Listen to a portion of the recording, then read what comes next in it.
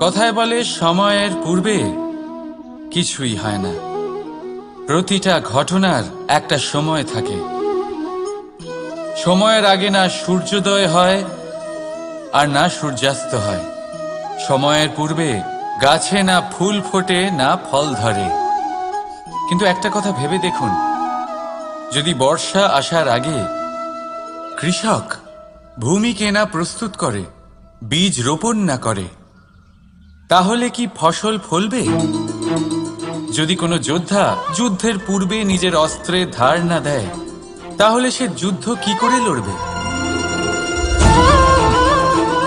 এর মানে এটাই হলো যে সময় আপনার যখন আসার তখন অবশ্যই আসবে, কিন্তু ততক্ষণ এটাও গুরুত্বপূর্ণ যে আপনি নিজেকে তার জন্য তৈরি রাখুন, কারণ এই সুযোগ